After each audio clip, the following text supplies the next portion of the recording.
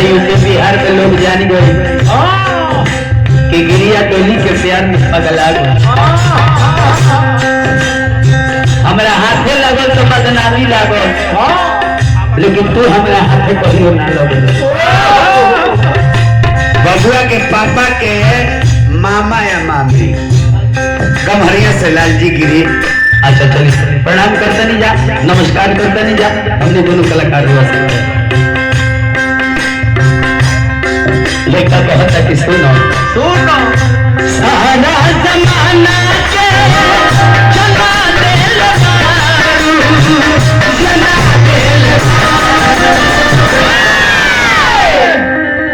ये दो हमरा के कहता ही के ना छोड़ो अरे सारा जमाना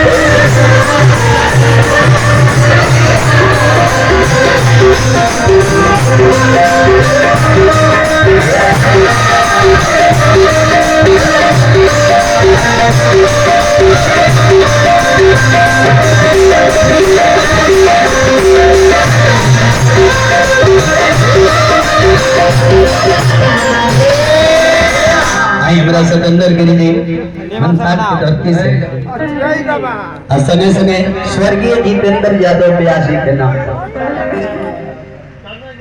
चंदन गिरी रमगढ़ बहुत बहुत पुरस्कार देने शुभकामनाएं से हमारे चिरई का सतेंद्र गिरी जी के हम तरफ से पुरस्कार रही बा। बबुआ के नाना जी हरदन भारती जी हमने दोनों आदमी के पुरस्कार दे बनी। हमने बार बार आभारी रहो। नमस्कार रही, श्रद्धा के जय जयकार रहे। ये जो हसीनों के बाल होते हैं ये आशिक को फंसाने के लिए जाल होते हैं। ये हसीनों के बाल होते हैं ये आशिक को फंसाने के लिए जाल होते हैं। न जाने कितने लड़कों की खून पी है इन्होंने, इसीलिए तो इनके होठ लाल होते हैं। नजर वालों ने नजर मिलाते नजर वालों को नजर से देखा। नजर वालों ने नजर वालों को नजर मिलाते नजर से देखा। जब झुकी नजर तब नजर वालों ने नजर झुकते नजर से देखा। बबुआ के मामा जी हमारे 1000 रुपये पुरस्कार दे रहे हैं।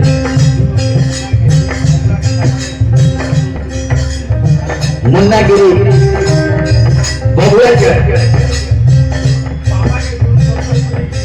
अच्छा बबुआ के पापा के गुरु गुरु गुरु गुरु जी हमारा संतोष रियाबानी कटालपुर के धरती से बहुत बहुत पुरस्कार हम लोग देने वाली श्रद्धा के जयकार। हम ये कहोगे तो नहीं हमको